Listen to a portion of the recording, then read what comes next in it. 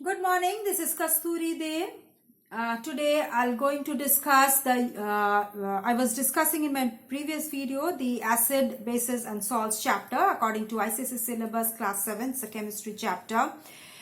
In the previous two videos I discussed about the acid, bases, their uses and and the salts also, but some of the portion I have discussed. But in this video I'll discuss about the use of the salts and the pH section, pH scale and the other indicators also.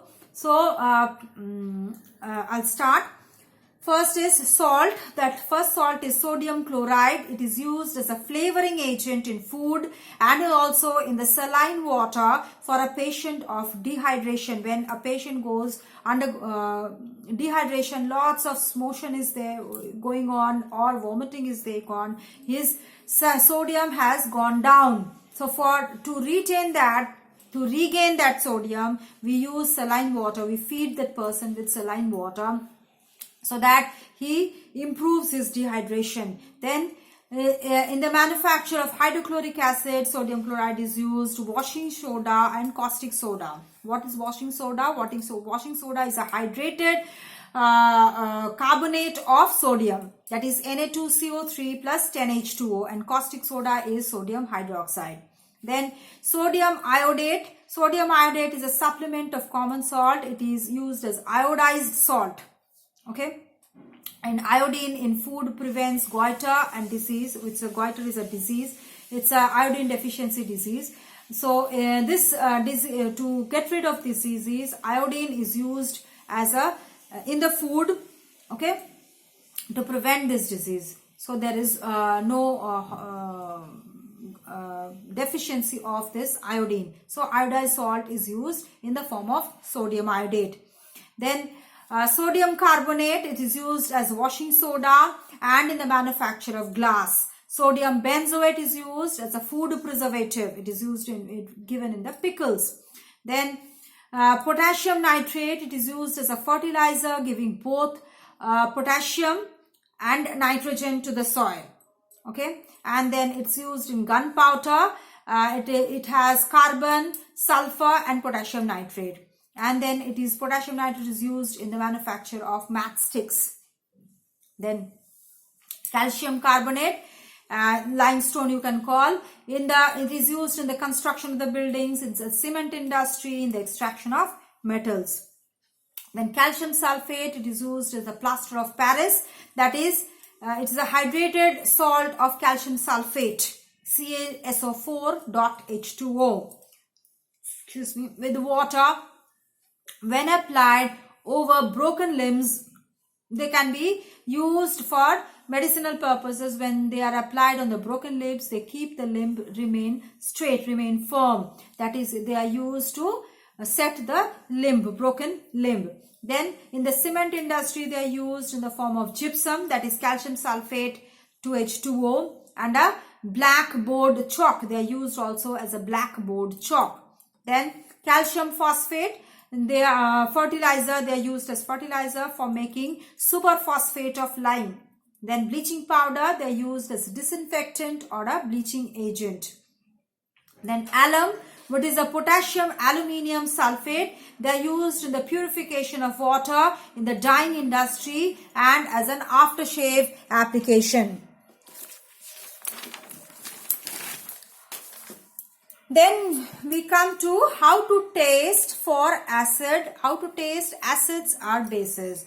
If two given substances if two substances are given, if we don't know which one is acid or which one is base or what is the substance that is, so we need to test them, okay, with an indicator, with an acid base indicator, which proves that it is an acid or it is a base. For this, an acid base and indicator is used. And what is that acid base indicator? It is a substance that gives different colors in acidic and basic medium. Okay. For example, these acid base indicators are litmus, phenolphthalein, turmeric, China rose petals, red cabbage. Okay. So these are used for differentiating acid base, and these are called acid base indicator. Now litmus, which is obtained from certain lichens, these are small plants and they are used as a dilute solution, or it can be used as a litmus paper. Then phenolphthalein. Phenolphthalein is a dilute solution of phenolphthalein. It's a colorless chemical which is used in alcohol. Okay. Now the name of the acid or base and what happens on first the litmus paper, then the turmeric paper, then phenolphthalein solution, then red cabbage juice or China rose petal solution. First we come to HCl acid, hydrochloric acid. This hydrochloric acid turns blue litmus red, and it has no effect on turmeric paper, and then it remains colorless in phenolphthalein solution. In the red cabbage juice, it turns the purple color of the red cabbage juice into red. Then it turns rose petals into dark pink, color solution into dark pink. Then hydrogen sulfate, that is sulfuric acid, also has the same reaction with it as HCl.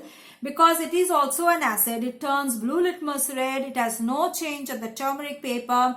It remains colorless with phenolphthalein solution. It turns purple color of the red cabbage solution into red. It turns the rose petal solution, China rose petal solution, into dark pink.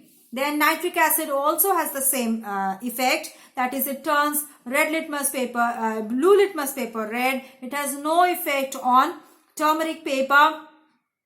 Then it remains colorless with phenolphthalein solution. If it turns purple color of the red cabbage solution into red, and it turns the rose petal solution, China rose petal solution, into dark pink. Even the acetic acid also has the same type of reaction as the other acids. So we can determine these acids have these type of reactions. Now we come to base. That is, first one is sodium hydroxide, second is ammonium hydroxide, and calcium hydroxide we are discussing here.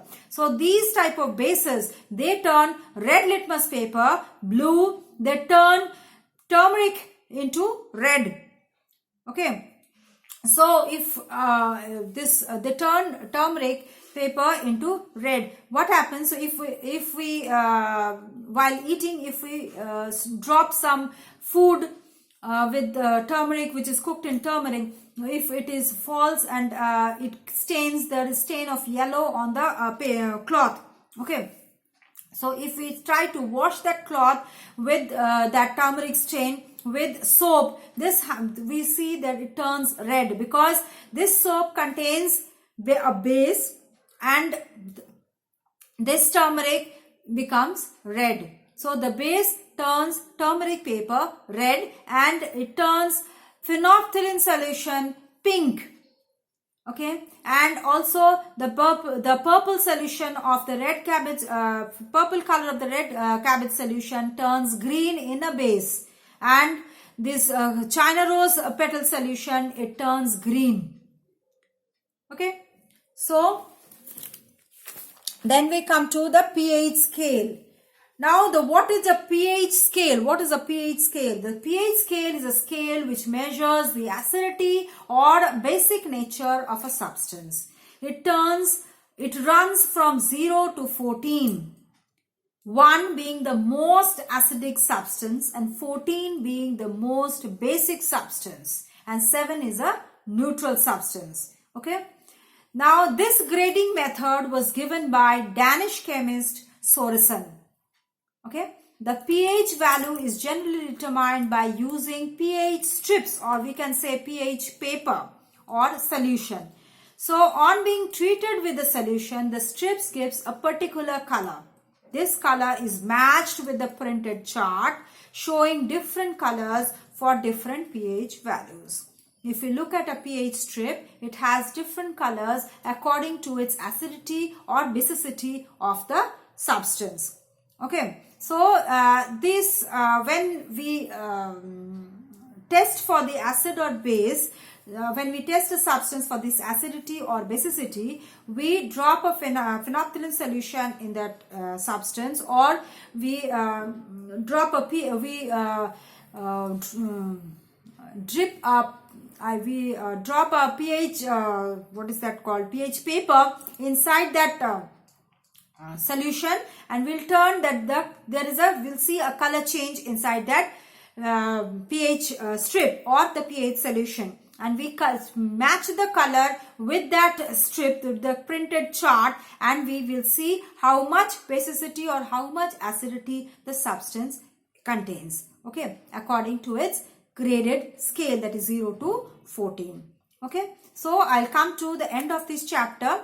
I'll discuss in my next video the question answer section of this chapter. Please go through this. If you have any doubt, please write in the comment box, and if you like the video, press the like button, and if you are a new viewer to my channel or not subscribed yet, please do subscribe to get the notification of my next video. Thank you.